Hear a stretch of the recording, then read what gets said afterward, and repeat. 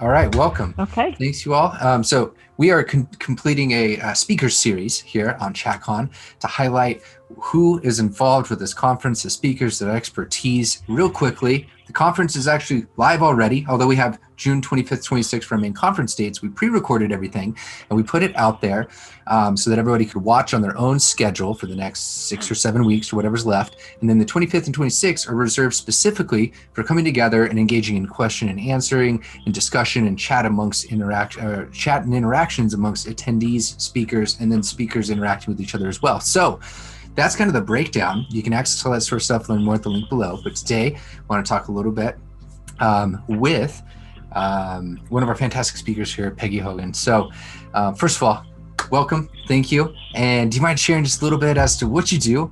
And I guess your story. Thank you, Ryan. Okay. So my name's Peggy Hogan. Thanks for the introduction. And I am really, really excited to be participating in the CHATTcon series. It just is phenomenal what you guys have put together. And my hat's off to you to organize all of this and also bring this to the training world, to the behavior world, to the world of such a wide reach you guys are accomplishing, and I'm really blessed to be a part of it. I want to say thank you. Thank you. Basically, thanks. And so I'm a horse trainer, but I've also taught music since I got out of college, and so those two things have created an interesting style of teaching. I also am really, really committed to the tag teach principles. I think that's another amazing source for those of us that are trying to teach, not only train animals, but teach people. And my history is because I have a pretty diverse history, but I became a horse trainer where I actually was offering my services probably in 2005. Okay. And I had horses before that, but I was studying some other techniques, traditional horsemanship, and then what's called natural horsemanship, which is negative reinforcement.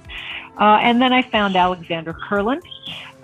She got me started on the principles, and then I pretty much was parallel to Alexandra and some other Shauna Karish. Basically, in fact, Shauna was on last year, in CHATTcon. And so I kind of blazed my own trail because one of the things that I found extremely fascinating was working at Liberty. And I love shaping and I love working at Liberty. So not along the journey, I found Karen Pryor in that company, and that's where I met Joan. And she's been a dear friend since, and I'm so blessed that she steered me the direction. She's the one that introduced me to Karen Pryor. So that's kind of my background. In terms of the knowledge and the process of where I gained the skills that I have and the techniques that I have, a huge influence for me was Susan Friedman. Dr. Susan Friedman is my mentor. She taught me more about the science of this technology, and I so appreciate it. She has her LLA course, and she's also a speaker, which is exciting. Yeah. She has her LLA course, which she offers, and I audit. Now she's offering it twice a year, and I still audit. I think I've probably audited that course 7 or 8 times because I want to stay true to the science behind the training. And it's important to me, especially with horses, because there's a nice, rich history of techniques and approaches that I think really demand that horses not have choice or control. And so for me, this journey has led me into giving these animals choice and control, and especially with the start button or the consent cues. We have so many different fun names for it. Susan calls it dialogue training. But for me, you'll notice that McKee is standing here waiting, and he's got his head still. He's looking at me. He's closed his mouth. And that's pretty much, he's auditioning to have me cue him to open his mouth or offer the opportunity, which he's had some dental issues. So I do this a fair amount. So I'm going to just show you, there's his, hi, I'm ready. I'm going to give him the chance, say ah, and look down that little mouth. I hope you got a close up. I guess. Oh no, that's no. I can see well enough. I can definitely see well enough. But is that a great behavior? So I have a mouth open behavior. Now the zoo trainers are all over this. Lord love the zoo trainers. I mean, they know you're not going to have a silverback and use pressure on the silverback to get him to open his mouth, right? But in the horse world, it's really interesting. So this start button behavior, again, there it is. Mouth is closed. Say off. Good boy. Yes. And I can look.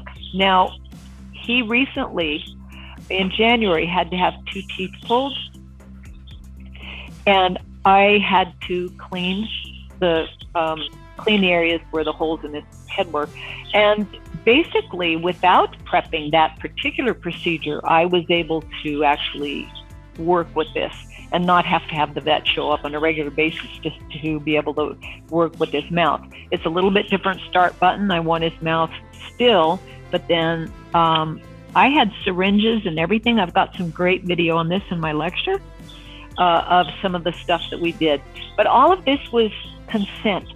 And if I may delve into this a little more. Yes, please. The consent dialogue. I present the opportunity, the horse responds, then I move forward. These are all trained, it's a trained series for those of you that are new to this.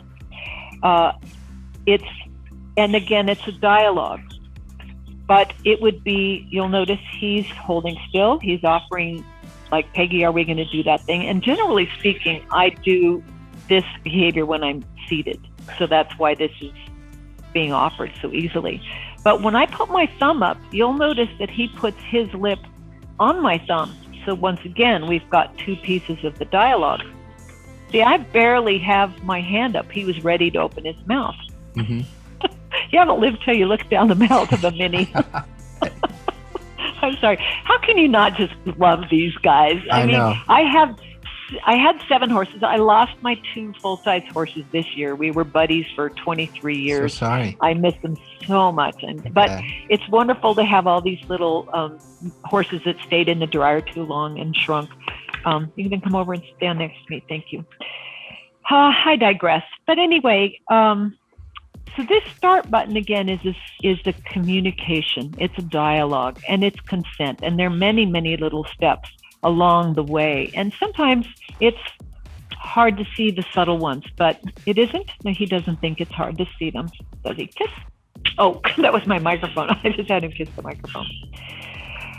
In terms of the application of this to the human species, I've got some great video in the lecture. Once again, I'm trying to cover that, just how important consent is. And when I teach music, I am using consent with my own piano students. They can initiate, they have control, they have the ability to communicate. It isn't just me telling them what to do. And the video that we have, Anne Wormold, is she was gracious enough to provide some video. Shawnee Pogson and Tink. So I've got some fun video in there for human examples of this. I just hope everybody, if you haven't signed up already, we still have signups, right, Ryan? Oh, yes, all the way up until the 24th of June. So it is wide open. You can pop in. Okay. Yep. Yes. If you haven't signed up, people, do, because there's just, it's a wonderful opportunity with such a wide variety of presenters and information. How'd I do? Are we? This is we want to see more silly horse tricks. This is fantastic. If we have the opportunity to, and selfishly, yes. Okay, well then wave hi to Ryan. But it is up to the learner and you. He's ready. You can tell. He's up for it. He does have a lot of really cool behaviors, but one of them is, I had this hiding in his stall because I thought about presenting it. It's, by the way, it tells me a lot about his mouth. You know, the ability to say no is part of a start button, right? For me, the ability to say, I can't do that, is super important, because I don't use negative reinforcement to say, oh, no, you will do that. I allow them to stop.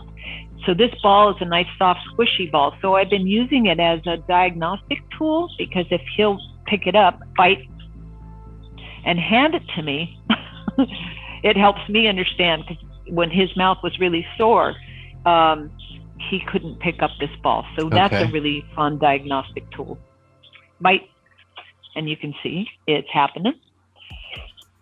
Fun, stupid pet tricks, right? But they're useful. Look at how useful that was. If I say BITE and he doesn't pick it up, then I know that we have an issue. And he has changed. His mouth has definitely changed. Not to delve into it too deeply, but it's kind of an odd disease that horses get sometimes, and the roots get inflamed, and it's I'm not happy that at 18 he's going through this, but it is what it is. So we're trying to make his life comfortable. But you don't think so? It's pretty amazing. It's pretty amazing how much of a dialogue you can have with the right understanding and procedures and approach, right? Isn't that a dialogue? Isn't that a great word for it? I love it. And consent, because there's not a lot of consent in the horse world, Brian. There is just not. We are, for good reason, people are afraid of horses. They're big. You know, you have a 1,700 pound or 1,400 pound animal. I work with some Frisians, and you know they can hurt us and kill us. So there's good reason, but I think we're showing just how cooperative an animal can be when they will consent to a lot. They will agree to a lot. So walk on. Very cool. Walk on. I will. I will. Wait, go get the camera. Say hi. Go say hi to Ryan. There you go. I almost could make that happen, but Very cool. Well, let me share real quick just a screen for everybody that's watching so they can know what else is going on in CHATTcon real quick. So we're a virtual conference this year. Everything is pre-recorded. As I had said, you can go to CHATTcon.com. There's a whole list of speakers. We have so many folks. So you can scroll, see some of the names here. We're continuing our live series. Some of them are already hosted here on Facebook, and then we post them over to YouTube if you're watching this afterwards. There's just a number of folks that we have here, as well as who will be involved in the live Q&A sessions as well. So CHATTcon.com, check it out. Any last closing words of wisdom, Peggy? Actually, if you don't mind. I just, if you want to play with the idea of, because at the heart of start buttons is also shaping, which is again my passion. And you can find so easily, if you can find this little itchy spot that horses will often respond to, not everybody, but you can tell McKee's saying, oh yeah, she's scratching, this is a good thing. You can start shaping responses you want just by using scratching, just by using this alone. If you open up this world, you'll be able to find the way to shape behaviors. So I just wanted to offer that little bit of, and that's also in the lecture too, about how to have your animals give request behaviors. Nice. So I'm not going to have him touch me, but he can request to be scratched. Yeah. So fun little tidbit. Very cool. If y'all aren't convinced after watching this video that there's a possible world of offering this sort of dialogue and consent, I don't know what we'll show you. And we have even more of it in the recording. The conference stuff is live. So thank you again so much.